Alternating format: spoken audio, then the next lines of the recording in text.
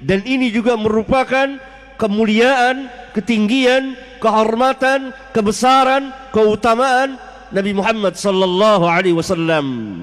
Karena Allah jadikan beliau penutup bagi seluruh para nabi dan rasul.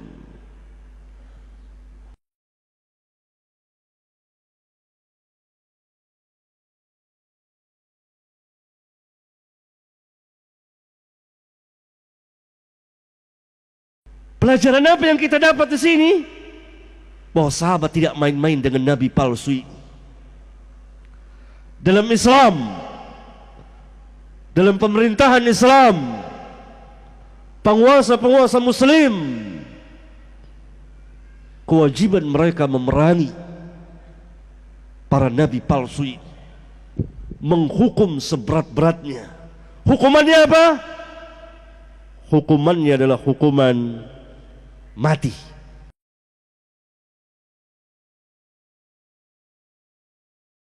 Assalamualaikum warahmatullahi wabarakatuh.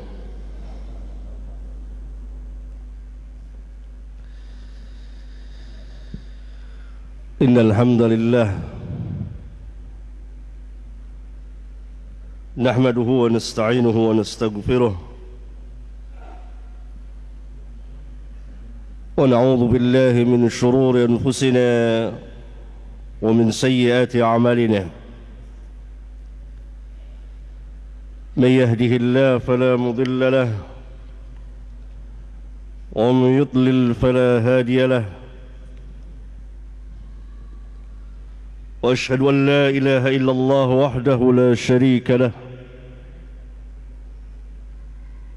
وأشهد أن محمدا عبده ورسوله.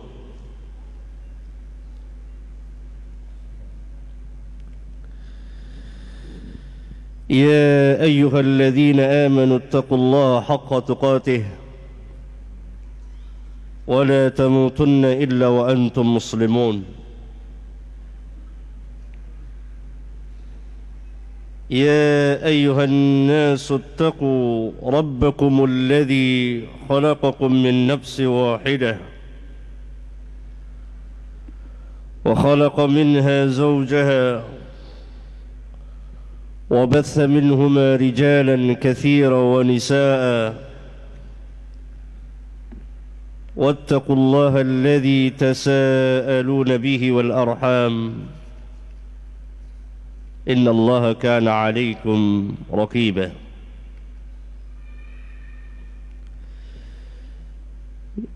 يا أيها الذين آمنوا اتقوا الله وقولوا قولا سديدا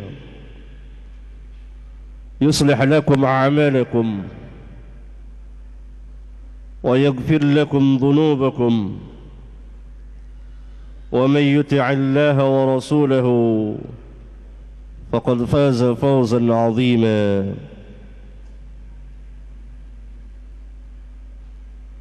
أما بعد،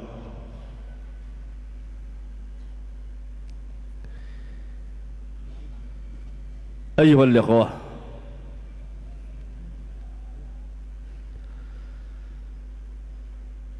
Allah subhanahu wa ta'ala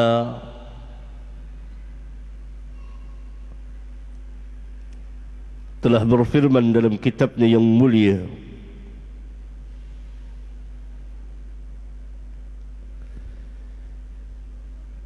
yang Allah subhanahu wa ta'ala turunkan sebagai hidayah, petunjuk untuk seluruh umat manusia.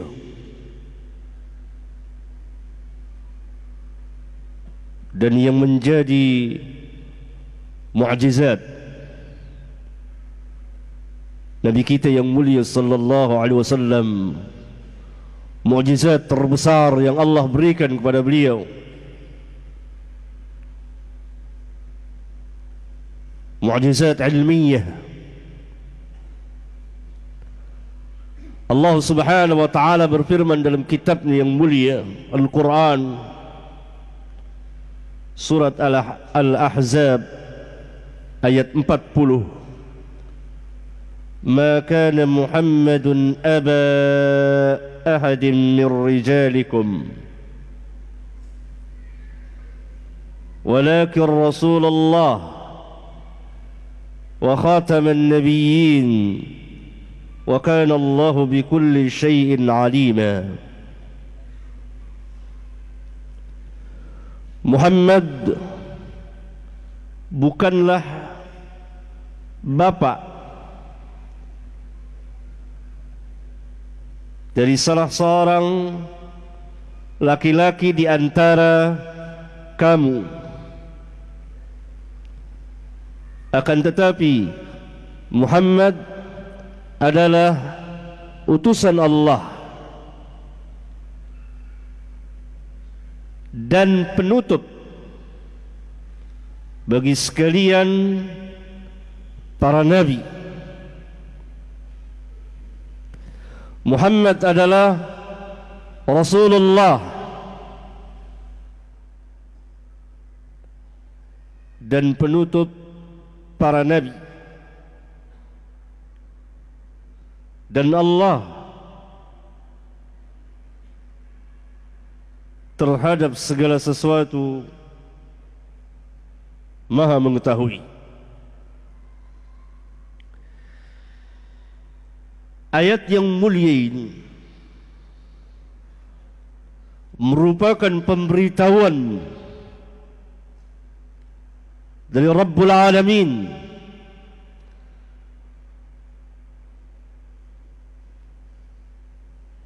agar diketahui oleh seluruh manusia bahwa di antara rahmat Allah Jalla wa'ala kepada hamba-hambanya, kepada seluruh hambanya, kepada manusia, diutusnya Muhammad sallallahu alaihi wasallam kepada mereka sekalian, karena beliau sallallahu alaihi wasallam diutus untuk seluruh umat manusia, sebagaimana Allah Subhanahu wa taala firmankan dalam ayat yang lain, wa ma arsalnaka illa kafatan linnas, dan kami tidak mengutusmu melainkan untuk seluruh umat manusia. Dan ini merupakan rahmat Allah yang sangat besar bagi manusia. Wa ma arsalnaka illa rahmatan lil alamin, dan kami tidak mengutusmu melainkan untuk menjadi rahmat bagi sekalian alam, agar diketahui oleh manusia bahwa Muhammad sallallahu alaihi wasallam diutus untuk seluruh umat manusia, dan ini merupakan rahmat Allah.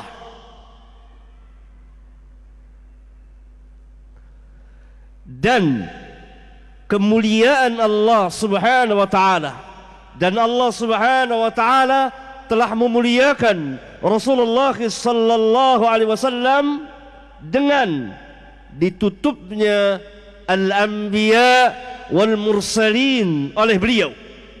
Selesailah kenabian dan kerasulan dengan diutusnya beliau. Oleh karena itu Allah Subhanahu wa taala sempurnakan dinnya, dinul Islam, dengan diutusnya beliau.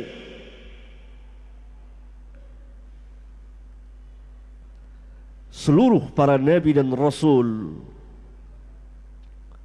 membawa dinul Islam, bukan agama yang lain. Tetapi ada keterbatasan. Yang pertama, nabi dan rasul diutus khusus untuk kaumnya, tidak untuk yang lain. Musa diutus untuk Bani Israel, maka hanya untuk Bani Israel lah beliau Musa berdakwah. Demikian juga Isa alaihi wassalatu wassalam diutus khusus untuk Bani Israel.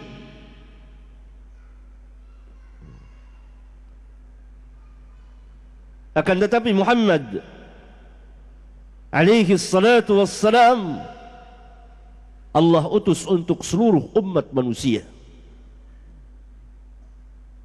Allah utus untuk seluruh umat manusia. Yang kedua, seluruh para nabi dari Adam sampai Isa bin Maryam alaihimus salatu wassalam,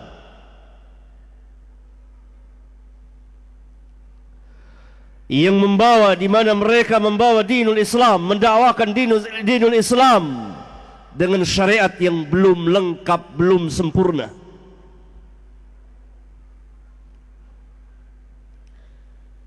Akan tetapi Rasulullah sallallahu alaihi wasallam membawa syariat yang lengkap,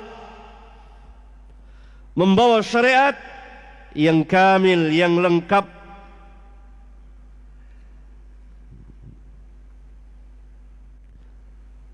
Al-yawma aqbaltu lakum dinakum wa atmamtu alaikum ni'mati wa raditu lakumul Islam dinah. Pada hari ini aku telah sempurnakan bagimu agamamu dan aku telah cukupkan nikmatku kepadamu.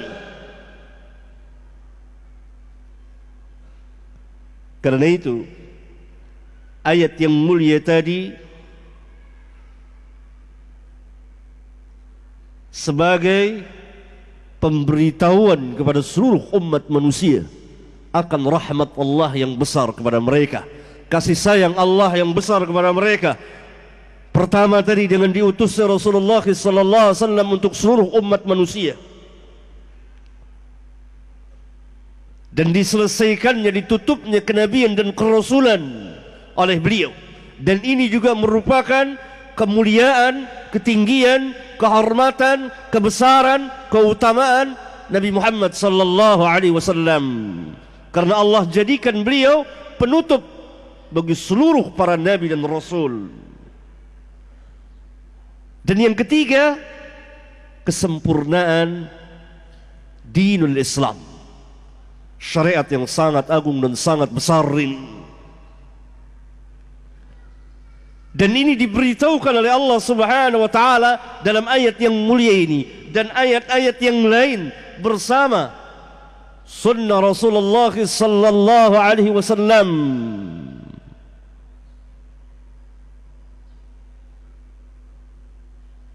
Bahwa tidak ada nabi lagi setelah beliau, tidak akan ada lagi kenabian apalagi kerasulan setelah beliau.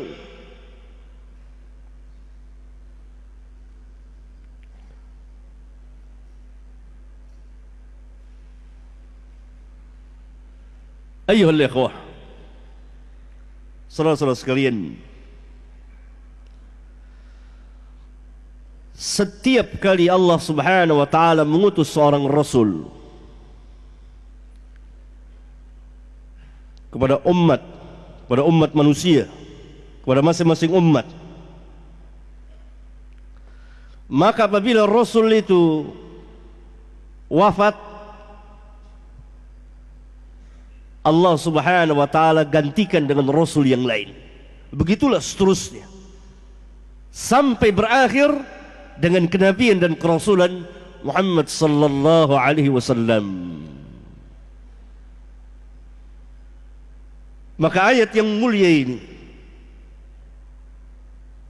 "Ma kana Muhammadun aba ahadin min rijalikum walakin Rasulullahi wa khataman nabiyyin," ayat yang sangat besar sekali, ayat yang menetapkan kenabian dan kerasulan Nabi Muhammad sallallahu alaihi wasallam dan menetapkan bahwa beliau membawa syariat yang lengkap. Karena itu beliau sebagai penutup para nabi dan rasul dan memberitahukan kepada seluruh manusia, khususnya ahlul kitab, akan kebenaran kenabian dan kerasulan para nabi yang sebelum Nabi Muhammad sallallahu alaihi wasallam. Kenapa demikian? Kenapa ayat yang mulia ini membuktikan kebenaran para nabi dan rasul yang Allah utus sebelum Rasulullah sallallahu alaihi wasallam? Karena seluruh para nabi dan rasul dari Adam sampai yang terakhir Isa bin Maryam alaihimussalatu wassalam telah diikat perjanjian oleh Allah tabaraka wa ta'ala untuk beriman kepada nabi yang mulia. Apabila nabi yang mulia Muhammad sallallahu alaihi wasallam diutus oleh Allah, dan hendaklah mereka mengikat umat mereka untuk beriman dan menolong Nabi yang mulia sallallahu alaihi wasallam, dan memberitahukan kepada manusia, kepada umat mereka, bahwa nanti akan datang seorang nabi yang sifatnya demikian dan seterusnya, dan dia adalah sebagai penutup dari sekalian para nabi dan rasul. Allah subhanahu wa ta'ala berfirman dalam kitabnya yang mulia, surat Ali Imran ayat 81.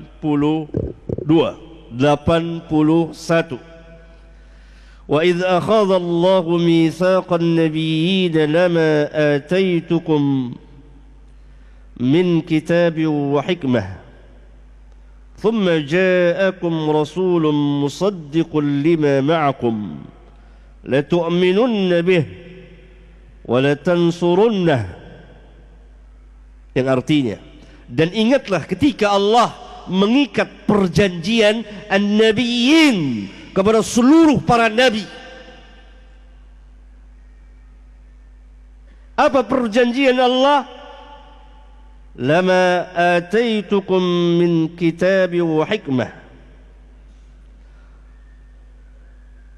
apa saja yang aku berikan kepada kamu, baik berupa kitab seperti Taurat, Zabur dan Injil yang Allah berikan kepada Musa, Daud dan Isa alaihimussalatu wassalam, wa hikmah dan hikmah.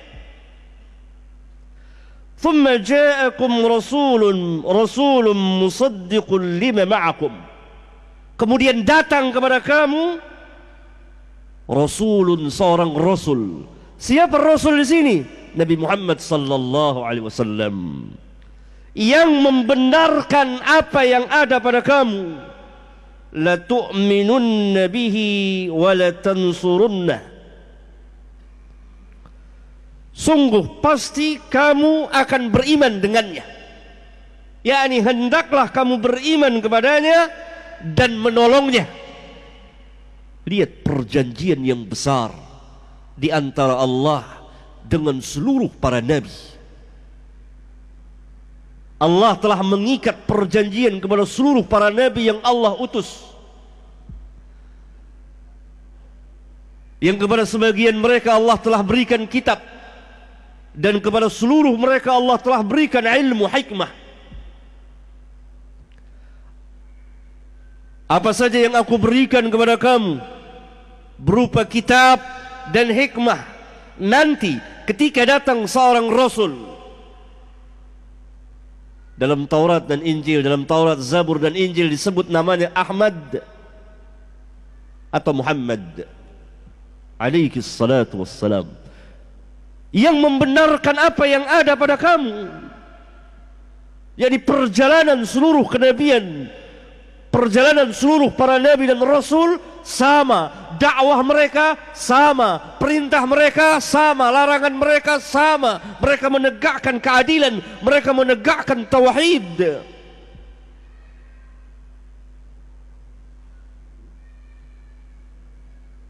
Sungguh hendaklah kamu, seluruh para nabi dan rasul, beriman kepada rasul yang datang itu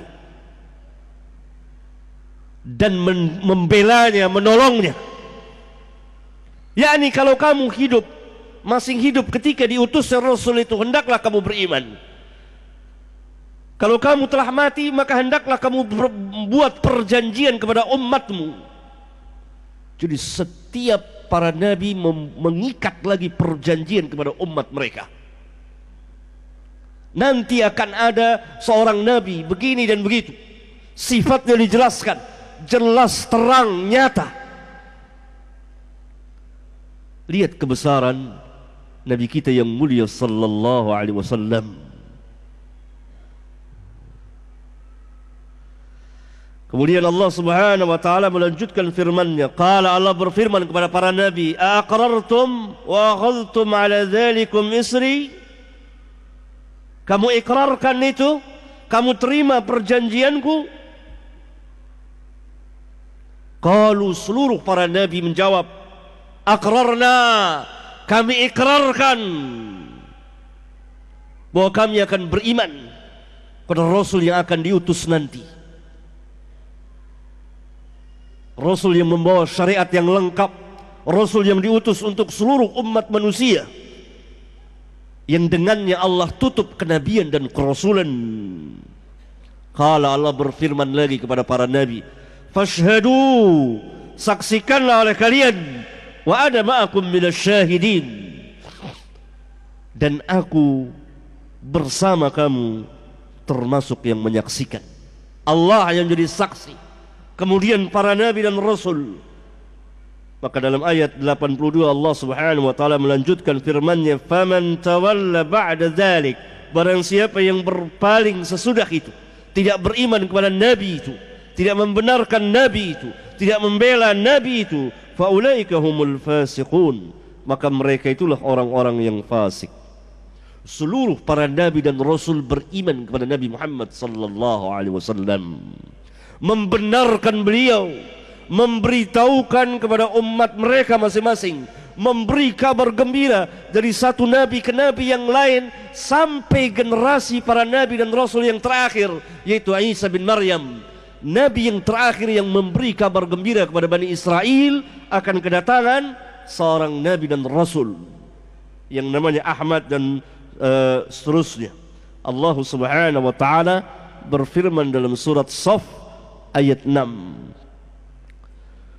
Wa idz qala Isa bin Maryam, dan ingatlah ketika Isa bin Maryam berkata, "Ya Bani Israel, wahai Bani Israel, inni Rasulullah ilaikum." Lihat, sesungguhnya aku adalah utusan Allah, Rasulullah kepada kamu. Musaddiqan lima baina yadayya minat Taurati. Yang kedatanganku adalah membenarkan yang apa yang ada di hadapanku, yaitu Taurat. Wa mubasysyiran bi rasulin ya'ti min ba'di ismuhu Ahmad. Dan mubasysyiran, sebagai pemberi kabar gembira akan kedatangan seorang rasul sesudahku, min ba'di ismuhu Ahmad, sesudahku yang namanya Ahmad. Kemudian Allah Subhanahu wa taala mengatakan, falamma ja'ahum bil bayyinat, maka tatkala nabi yang bernama Ahmad itu datang kepada mereka bil bayyinat, dengan bukti-bukti, dengan hujjah, dengan dalil yang membuktikan kenabian dan kerasulan beliau, yang membuktikan bahwa beliau adalah orang yang disebut-sebut oleh seluruh para nabi dan rasul dan termaktub di kitabullah, di kitab Allah, Taurat, Zabur dan Injil, dan yang diberi kabar oleh para nabi dan rasul sampai yang terakhir, yaitu Isa bin Maryam alaihi wassalatu wassalam. Kalau mereka mengatakan hadza sihrun mubin, ini adalah sihir yang nyata. Lihat, berarti pengakuan seseorang atau diakuinya seseorang sebagai nabi, apalagi sebagai rasul, atau dia mengatakan dia mendapat wahyu dari Allah, maka orang ini bersama para pengikutnya bukan hanya mendustakan Rasulullah sallallahu alaihi wasallam, tetapi membatalkan, mendustakan seluruh al-anbiya wal mursalin. Karena kalau ada nabi lagi setelah Rasulullah sallallahu alaihi wasallam, berarti seluruh perkataan para nabi dan rasul dari zaman ke zaman sampai kepada Isa bin Maryam batal. Lihat alangkah dahsyatnya dan besarnya kemungkaran dari orang yang mengaku dirinya sebagai nabi, yang mengaku mendapat wahyu atau diakui sebagai nabi bersama para pengikutnya, maka mereka semua telah mendustakan kenabian seluruh para nabi dan rasul dari Adam sampai Muhammad alaihi wassalatu wassalam, yang jumlahnya begitu banyak. Karena seluruh para nabi telah memberitahukan akan kedatangan Rasulullah sallallahu alaihi wasallam secara lengkap, bukan hanya memberitahukan Rasul yang namanya Ahmad, tidak, tapi secara lengkap. Nanti akan datang seorang Rasul namanya Ahmad, namanya Muhammad, sifatnya demikian dan seterusnya, dan dia sebagai penutup khataman nabiyyin, penutup sekalian para nabi dan rasul. Oleh karena itu Allah subhanahu wa ta'ala mengancam kepada siapa saja yang mengadakan kebohongan dusta atas nama Allah Jalla wa'ala. Dan yang terbesar adalah mereka yang mengatakan bahwa telah diwahyukan kepada aku telah mendapat wahyu, dan dia mengakui bahwa dirinya adalah nabi, dia mengatakan bahwa dirinya adalah nabi. Allah subhanahu wa ta'ala berfirman dalam surat Al-An'am ayat 93, وَمَنْ أَظْلَمُ مِمَّنِ افْتَرَى عَلَى اللَّهِ كَذِبًا. Lihat firman Allah, وَمَنْ أَظْلَمُ مِمَّنِ افْتَرَى عَلَى اللَّهِ كَذِبًا. Bukankah tidak ada seorang pun yang lebih zalim dari orang yang membuat kebohongan atas nama Allah, seperti mengatakan bahwa Allah mempunyai sekutu, seperti mengatakan bahwa Allah mempunyai anak. Semuanya adalah kebohongan atas nama Allah. Au qala uhiya ilayya wa lam yuha ilaihi syai'un. Atau dia mengatakan, perhatikan baik-baik ini, atau dia mengatakan telah diwahyukan kepadaku, dijawab oleh Allah, walam yuha ilaihi syai'un, padahal tidak diwahyukan sesuatu pun juga, sedikit pun juga kepadanya. Wa man qala, dan orang yang mengatakan saunzilu mithla ma anzalallah, aku akan menurunkan seperti yang Allah turunkan. Allah menurunkan apa? Al-Quran. Aku pun bisa menurunkan yang seperti Al-Quran. Allah subhanahu wa ta'ala katakan tidak ada yang lebih zalim dari orang ini. Kemudian Allah subhanahu wa ta'ala berfirman kepada kita, walau tara idh zalimuna fi ghamaratil mauti, dan kalau sekiranya engkau, ai Muhammad, dan untuk kita semua orang-orang yang beriman, melihat, menyaksikan dengan mata kepala ketika orang-orang zalim itu fi ghamaratil maut, berada dalam kesengsaraan kematian, sakaratul maut, wal malaikatu basitu aydihim, dan malaikat memukul mereka, dipukulin oleh para malaikat. Kemudian para malaikat itu berkata, akhriju anfusakum, keluarlah dirimu. Ini ketika sakaratul maut. Kita tidak melihat, tapi kita beriman, meyakini apa yang Allah katakan. Allah katakan, walau tara, kalau sekiranya engkau melihat, idz zalimuna fi ghamaratil maut wal malaikatu basitu aydihim akhriju anfusakum. Kalau sekiranya kamu melihat ketika orang-orang yang zalim itu berada dalam kesengsaraan kematian, sakaratul maut, dan ketika itu malaikat memukuli mereka, wal malaikatu basitu aydihim, mengembangkan tangan yang dimaksud adalah darab, memukuli mereka, dan malaikat mengatakan akhriju, keluar, ruh itu dikeluarkan. Al-yawma tujzauna 'adzabal khuni bima kuntum taquluna 'ala Allah ghairal haqqi wa kuntum 'an ayatihi tastakbirun. Pada hari ini, jadi sejak keluar ruhmu, kamu akan dibalas dengan azab yang sangat hina disebabkan kamu telah mengatakan atas nama Allah tanpa hak. Kamu telah berbohong atas nama Allah. Kamu mengangkat dirimu sebagai nabi, dan kamu telah berlaku sombong terhadap ayat-ayat Allah. Berkata Al-Hafidh Ibn Kathir rahmatullahi alaihi rahmatan wasi'atan ketika menafsirkan ayat yang mulia ini di kitabnya Al-Bidayah wan Nihayah, beliau mengatakan famusailamatu wal aswad wa amthaluhuma la'anahumullah ahaqqun nas dukhulan fi hadhihi al-ayati al-karimah wa awlahum bihadhihi al-'uqubati al-'azimah.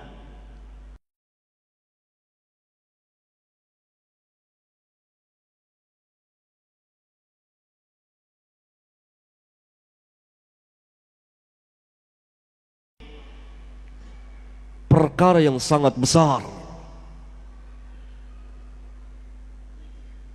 yang menyedihkan, yang membuat gundah hati Rasulullah sallallahu alaihi wasallam.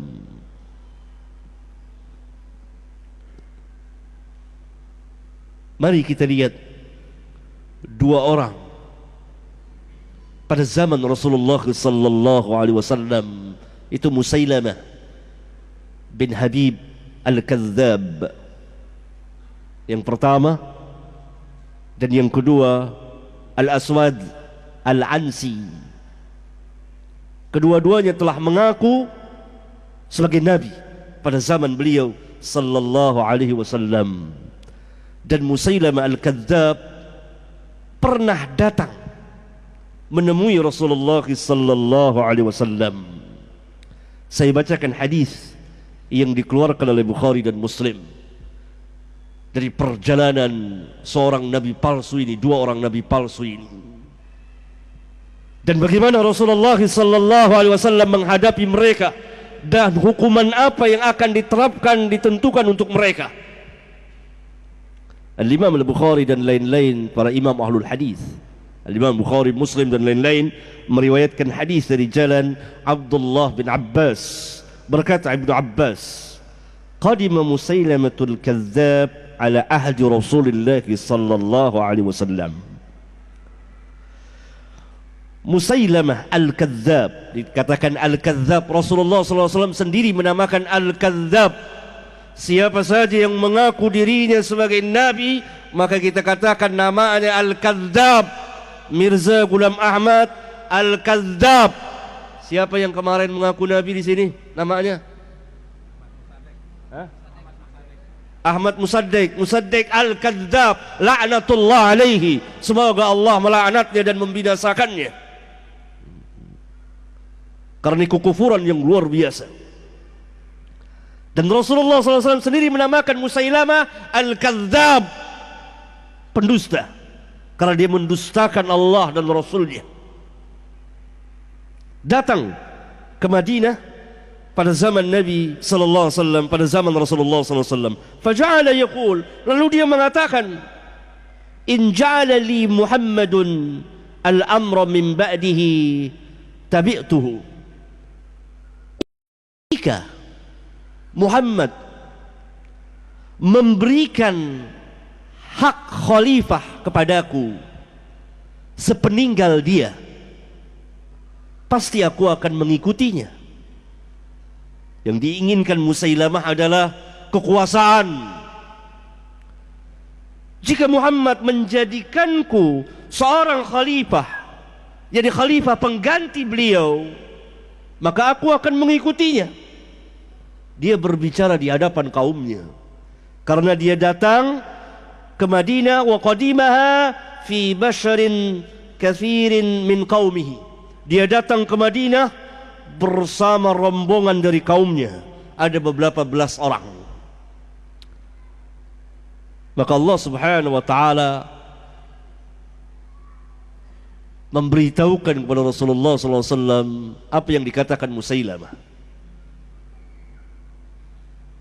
Atau Rasulullah sallallahu alaihi wasallam mendapat berita langsung dari sahabat yang mendengarnya. Dan Musailamah dengan sombongnya tidak mau datang pada menemui Rasulullah sallallahu alaihi wasallam. Maka beliau langsung menemui Musailamah, menghadap Musailamah. Fa aqbala ilaihi Rasulullah sallallahu alaihi wasallam wa ma'ahu Thabit bin Qais bin Shammas.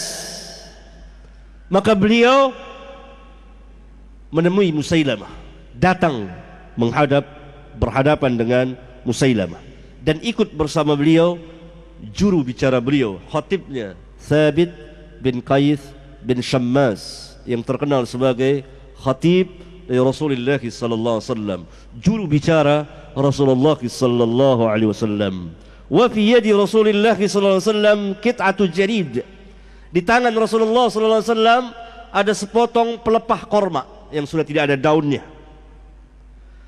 Hatta waqafa ala Musailamah fi ashabihi, sampai beliau berdiri ya di hadapan Musailamah yang ketika itu berada di tengah-tengah sahabat-sahabatnya, kaumnya. Kemudian beliau berkata kepada Musailamah, "Lau sa'altani hadhihi al-qit'ata ma a'taitukaha." Kalau sekiranya engkau meminta kepadaku sepotong pelepah korma ini, pasti aku tidak akan memberikannya kepadamu. Apalagi khilafah, apalagi yang lebih daripada itu. Sepotong pelepah korma tidak akan aku berikan kepadamu. Walan ta'du amrallahi fika, dan engkau tidak akan mampu melampaui ketentuan, keputusan atau hukum Allah terhadapmu. Wala in adbarta, dan jika engkau berpaling dari mentaatiku, la ya'kirannaka Allah, pasti Allah akan membunuhmu, pasti Allah akan membinasakanmu, yakni menghancurkanmu. Wa inni la uraka alladhi uritu fihi ma ra'aitu, dan sesungguhnya saya mengira bahwa engkau adalah orang yang diperlihatkan kepadaku di dalam mimpiku tentang keadaan dirimu yang sebenarnya. Yakni sebelum itu, sebelum berjumpa dengan Musailamah, Allah mewahyukan kepada Rasulullah sallallahu alaihi wasallam melalui mimpi. Mimpi para nabi hak, wahyu. Maka Nabi sallallahu alaihi wasallam bermimpi tentang orang ini dan yang satu lagi, yaitu Al-Aswad Al-Ansi. Kemudian Ibnu Abbas bertanya cerita tentang mimpi Rasulullah sallallahu alaihi wasallam. Maka Ibnu Abbas berkata, fa akhbarani Abu Hurairah, maka Abu Hurairah telah menceritakan kepadaku, anna Rasulullah sallallahu alaihi wasallam qala, sesungguhnya Rasulullah sallallahu alaihi wasallam telah bersabda, baina ana naimun, ketika saya sedang tidur, saya bermimpi, ra'aitu fi yadai siwaraini min dhahab, saya melihat di kedua tangan saya ada dua buah gelang yang terbuat dari emas. Fa ahammani sya'nuhuma, maka kedua gelang emas yang berada di kedua tangan saya itu sangat menyedihkan saya. Karena kan tidak patut laki-laki memakai emas. Ya? Fa'uhiya ilayya fil manam, maka dalam mimpi itu diwahyukan kepadaku, aninfukhuma,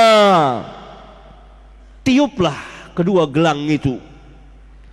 Fanafakhtuhuma fatara, lalu saya tiup keduanya dan seketika lenyaplah keduanya. Apa ta'wil, ta'bir dari mimpi Nabi yang mulia sallallahu alaihi wasallam? Beliau sendiri yang menafsirkannya sebelum orang lain.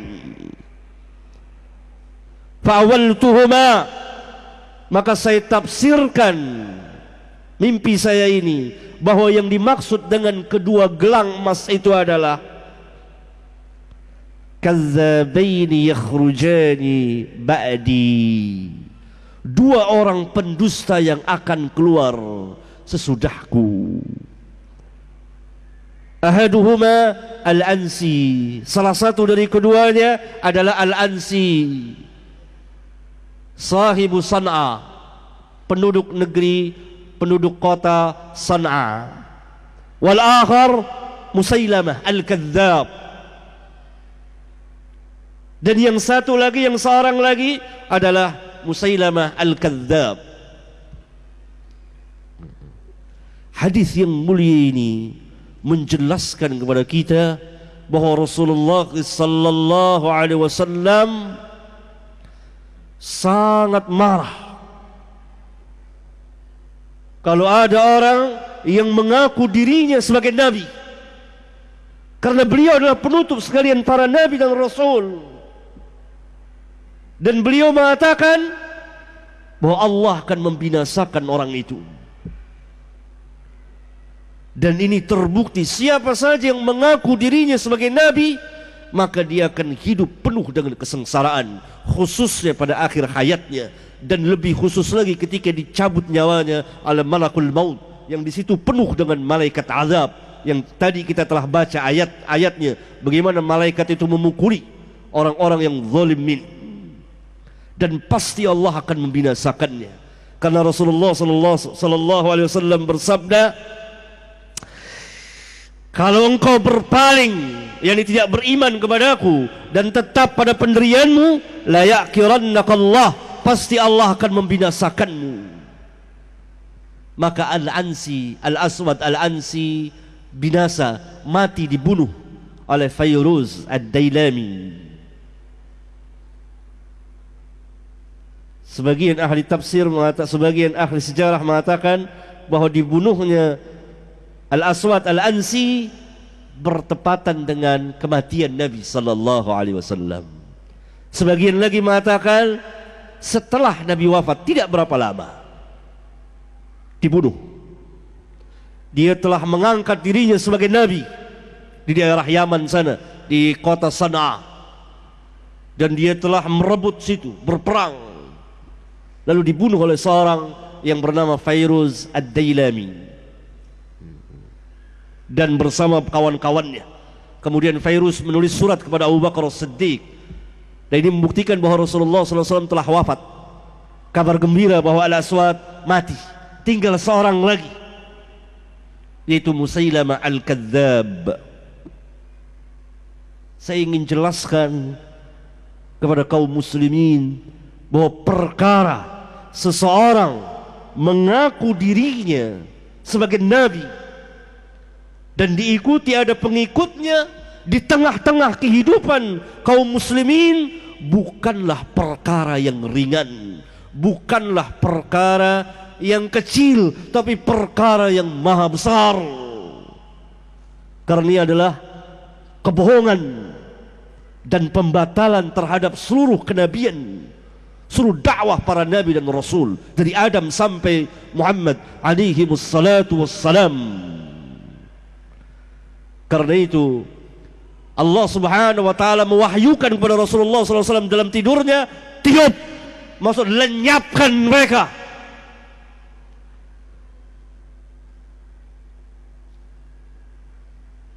Diperintah oleh Allah subhanahu wa ta'ala, lenyapkan mereka.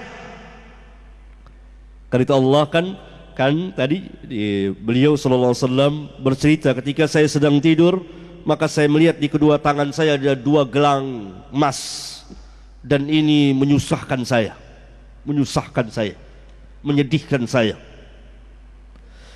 Lalu bagaimana menghilang? Allah mewahyukan kepadaku, aninfukhuma, tiup, maksudnya lenyapkan ini. Maka ditiup oleh Rasulullah, lenyap, hilang. Yang membuktikan harus dilenyapkan, diperangi, dibinasakan.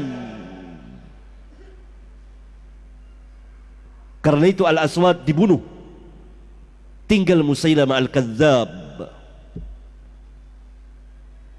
Dan orang yang pertama mengamalkan sabda Rasulullah SAW ini untuk melenyapkan, menghancur leburkan nabi-nabi palsu, Abu Bakar As-Siddiq, As-Siddiqul Akbar. Langsung Abu Bakar As-Siddiq memerintahkan seluruh kaum muslimin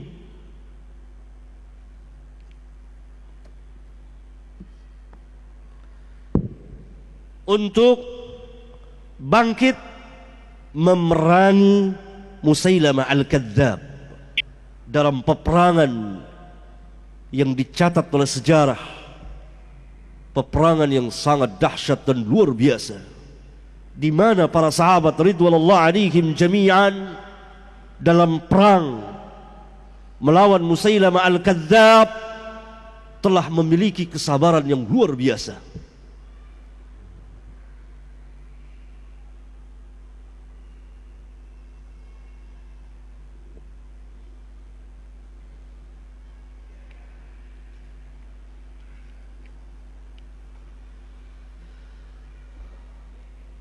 Maka pada tahun ke-11 Hijriyah, itu tahun wafatnya Rasulullah sallallahu alaihi wasallam, mungkin di akhir-akhir tahun 11 Hijriyah, karena para ulama berselisih kapan terjadinya peperangan dengan Musailamah Al-Kadzdzab, tahun ke-11 atau ke-12 Hijriyah. Sebagian ulama mendudukkan, menjamak, dimulai dari tahun ke-11 berakhir pada tahun ke-12 Hijriyah. Mungkin terjadi di akhir-akhir tahun 11 Hijriyah, berakhir di awal-awal tahun 12 Hijriyah. Maka Abu Bakar As-Siddiq, As-Siddiqul Akbar,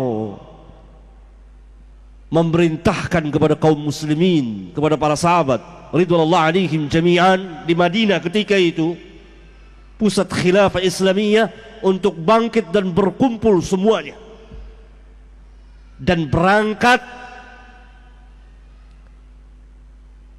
ke negeri Yamamah. Ini antara Saudi Arabia dan daerah Yaman, Yamamah. Maka Abu Bakar As-Siddiq, As-Siddiqul Akbar, mengangkat Thabit bin Qais bin Shammas sebagai panglima perang dari kaum Ansar. Berangkatlah Thabit bin Qais bersama sejumlah para sahabat dari Madinah. Dan sebelum Abu Bakar As-Siddiq mengutus Thabit bin Qais bin Shammas untuk memerangi Musailamah Al-Kadzdzab, Abu Bakar As-Siddiq telah mengutus terlebih dahulu Ikrimah bin Abi Jahal, berangkat terlebih dahulu. Ini siasah perang dari Abu Bakar As-Siddiq dalam mengutus pasukan-pasukannya. Yang terakhir, Abu Bakar As-Siddiq mengutus Khalid bin Walid bersama pasukan kecil untuk berangkat menyusul pasukan besar di bawah pimpinan Thabit bin Qais bin Shammas. Dan Abu Bakar As-Siddiq, As-Siddiqul Akbar radhiyallahu ta'ala anhu, memerintahkan Khalid bin Walid untuk memimpin, menjadi panglima perang seluruh pasukan kaum muslimin. Jadi 3 pasukan yang berangkat dari Madinah akan menghancurkan nabi palsu ini.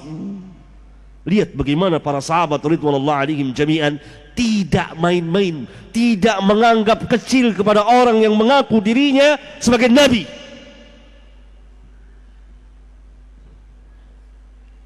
Karena ini bukan hanya mendustakan Rasulullah SAW, membatalkan kenabian dan kerasulan beliau, tapi membatalkan kenabian dan kerasulan seluruh para nabi dan rasul, dan mendustakan Al-Quranul Karim. Pertama, Abu Bakar As-Siddiq mengutus Ikrimah bin Abi Jahal, anaknya Abu Jahal yang beriman kepada Allah dan Rasulnya, bapaknya tidak. Ikrimah ini sahabiyun jalil, sahabat besar. Berangkat. Kemudian bersama Syarahbil bin Hasanah, seorang sahabiyun jalil, berdua. Tapi karena ini pasukan besar juga, maka ya Syarahbil di belakang, Ikrimah berjalan duluan. Sampai bertemu dengan bala tentara Musailamah Al-Kadzab. Berapa jumlah pasukan Musailamah Al-Kadzab? Sebanyak 40.000 orang. Dia Musailamah Al-Kadzab berdakwah di Yamamah. Bangkitlah wahai penduduk Yamamah, perang.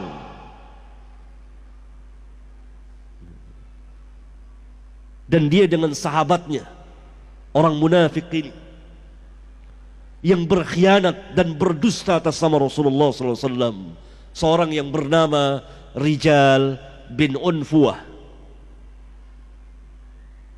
Rijal ini datang ke Madinah, dia beriman, yakni menyatakan keimanannya seperti orang-orang munafikun. Dan dia membaca surat Al-Baqarah. Kemudian dia berangkat pulang ke negerinya Yamamah. Lalu dia bersama-sama dengan Musailamah Al-Kadzab, murtad.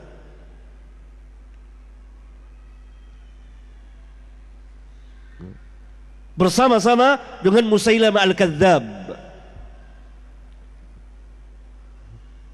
Padahal sebelumnya Abu Bakar As-Siddiq telah memerintahkan kepadanya untuk berdakwah ke Yamamah. Tapi dasar orang munafik, dia bergabung dengan Musailamah. Kata ahli sejarah seperti Al-Hafidz Ibn Katsir dan lain-lain, Rijal dan Musailamah ini dua orang bersahabat.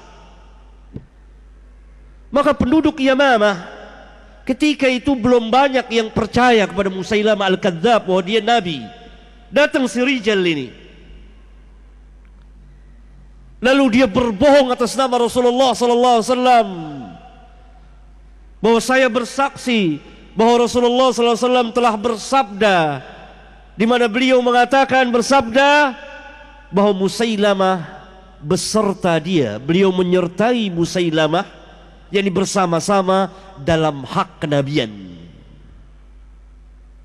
Maka penduduk Yamamah begitu mendengar apa kata si Rijal ini, terfitnah, percaya. Maka fitnah Rijal lebih besar dari fitnah Musailamah Al-Kadzab, karena dia yang berbohong kepada penduduk Yamamah bahwa Nabi SAW mengatakan bahwa Musailamah adalah seorang nabi. Maka berimanlah penduduk Yamamah kepada Musailamah Al-Kadzab. Maka bertemulah pasukan besar antara Ikrimah bin Abi Jahal dengan Musailamah Al-Kadzab. Tapi karena tidak ada keseimbangan jumlah, maka dengan gagah beraninya Ikrimah bin Abi Jahal menantang perang tanding. Sebelum perang besar, perang tanding dengan dia. Maka terjadilah perang tanding yang dicatat dalam sejarah, perang tanding yang luar biasa antara Ikrimah bin Abi Jahal dengan pasukan Musailamah Al-Kadzab. Maka Ikrimah dapat membinasakan dan membunuh orang itu sambil menunggu para sahabat yang lain. Syarahbil bin Hasanah, sahabiyun jalil, datang. Kemudian datang lagi Thabit bin Qais. Kemudian datang lagi yang terakhir Khalid bin Walid sebagai panglima perang seluruhnya. Maka Musailamah al-Kadzdzab tahu dia siapa yang datang dan siapa yang jadi panglima perang, itu Khalid bin Walid. Maka dia mempersiapkan bala tentara yang luar biasa, dan dia bangkitkan seluruh penduduk Yamama untuk bangkit perang pada hari ini.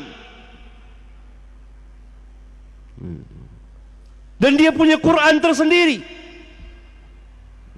yang dia ciptakan dengan lafaznya, dengan kata-katanya yang sangat buruk sekali.